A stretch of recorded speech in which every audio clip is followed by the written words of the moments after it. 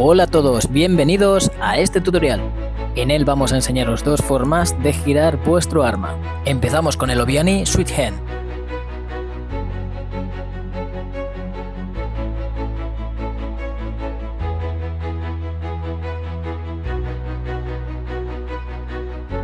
En el paso número 1 necesitamos saber hacer el movimiento del Obiani. Así que si ya sabes hacerlo, seguimos con el tutorial. Y si no sabes, aquí te dejo cómo hacer este movimiento fácil y rápido. En el paso número 2, tras acabar el Obiani, vamos a poner así la espada y agarrar el mango con la otra mano. Recordar para este movimiento que los dos dedos meñiques deben más o menos pegarse. En este cambio de mano agarraremos el mango por abajo. En el paso número 3 vamos a ir de un lado al otro para cambiar de mano agarrando el mango por arriba.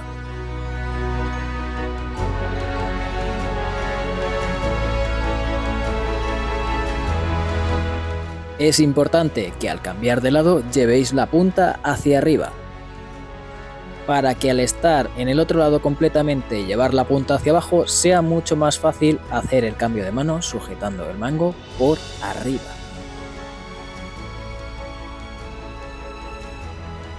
Poco a poco y haciéndolo muy lento, y ya lo iréis haciendo más rápido hasta conseguir ir muy rápido. Ahora solo os falta repetirlo unas cuantas veces y en nada de tiempo lo tendréis perfecto.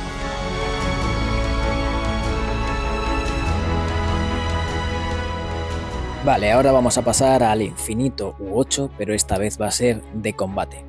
Esta sería la demostración de un infinito U8, pero obviamente esto no es de combate, no vale para luchar. ¿Qué tenemos que hacer? Paso número 1. Todos los golpes deben ir hacia adelante y con el filo hacia adelante para poder cortar al oponente. Desde el hombro trazando una diagonal hasta abajo. Esto lo llamamos un 1. En el paso número 2 vamos a girar la espada para poder lanzar un 2 desde el hombro contrario. En el tercer paso vamos a mezclar los golpes 1 y 2 teniendo en cuenta que la hoja siempre debe ir hacia adelante. Con esto conseguimos que la acción sea más realista y que en combate tenga sentido. Como podéis ver, el de la derecha no tiene ningún sentido para combatir. En el de la izquierda la hoja siempre está hacia adelante y en el otro está hacia atrás. No tiene ningún sentido esa forma de lucha. En la defensa de un infinito, igual que en el ataque, la hoja tiene que cubrir los golpes. Siempre irá orientada hacia donde venga la espada. Los pasos 1 y 2 son las defensas de los golpes 1 y 2. En el paso número 3 vamos a unir estas dos defensas. Igual que antes había que llevar las hojas hacia adelante para dar un golpe certero, ahora hay que llevar las hojas hacia arriba para poder frenarlo. Entrenar las posiciones de defensa para poder parar los ataques, porque no sirve de nada hacerlo muy rápido si al final no podéis parar los golpes. Y si habéis seguido los pasos como os he dicho, en poco tiempo lo tendréis. Así que ya sabéis, a darle fuertemente al botón de like y al de suscripción si aún no lo habéis hecho. También lo podéis compartir con vuestros amigos y familiares y así, pues en algún momento podemos montar un ejército y bueno, ya sabéis. Espero que os haya gustado este tutorial, que hayáis aprendido mucho y nos vemos en el próximo vídeo.